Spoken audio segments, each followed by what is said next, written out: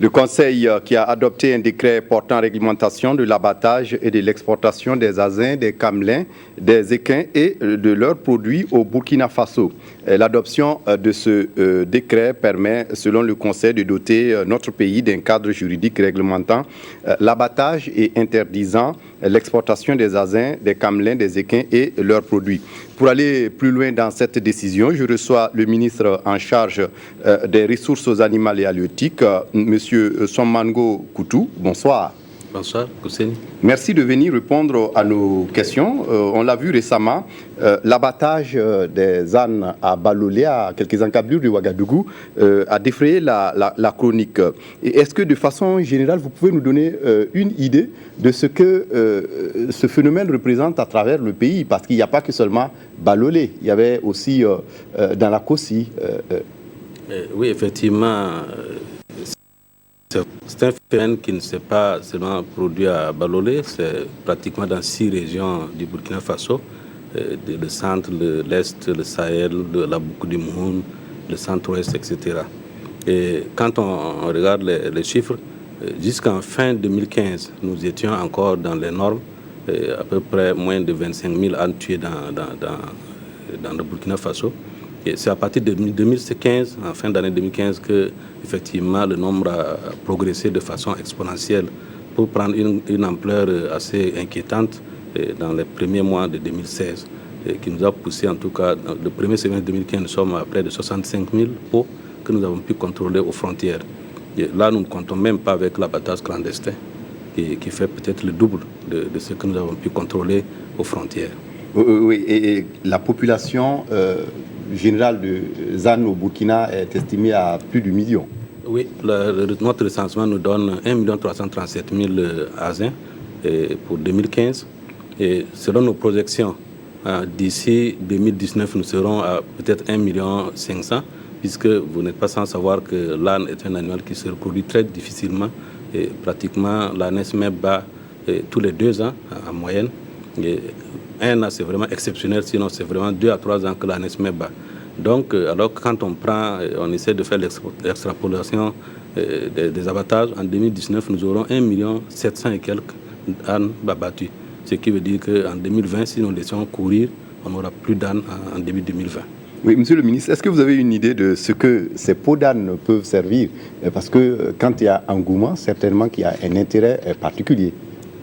Selon les informations qui nous reviennent et qui sont assez importantes, c'est que ces peaux d'âne seraient utilisées par des apothicaires étrangers et que dans ces contrées, l'âne n'existe plus. Alors ils se sont rabattus en Afrique, particulièrement en Afrique subsaharienne, à la recherche de cette espèce qui existe.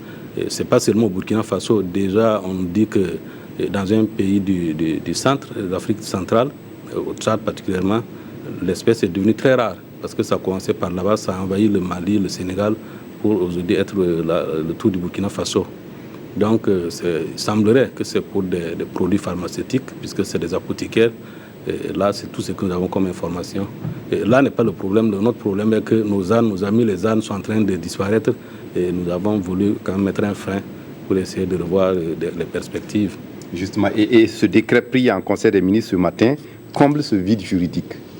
Oui, ça comble parce qu'effectivement, on avait des textes, mais des textes du point de vue sanitaire.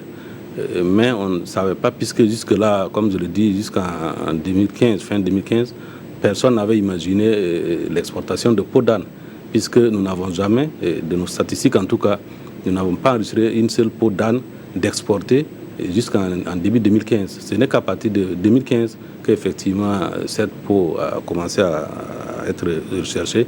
Et nous avons en tout cas mis ces textes pour freiner, essayer de voir un peu, en tout cas pour sauver l'espèce qui est pratiquement menacée d'extinction. Et on a vu également certains des abatteurs, en fait ceux qui s'adonnent à cette pratique, disent qu'ils ont des textes, en fait ils ont des autorisations qui les met à l'abri de toute poursuite. Cela veut dire qu'avec cette décision du Conseil des ministres, aujourd'hui, on va faire le ménage dans le domaine. Bon, je ne sais pas de quelle autorisation on parle. Moi, je n'ai pas vu d'autorisation.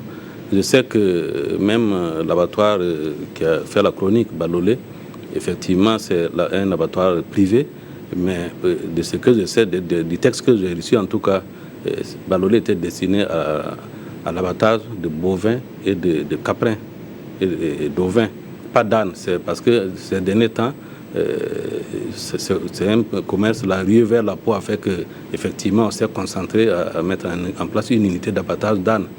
Sinon, nous savons l'histoire au moins de cet abattoir. Bon, mais du reste, nous avons dit que peut-être c'est un business.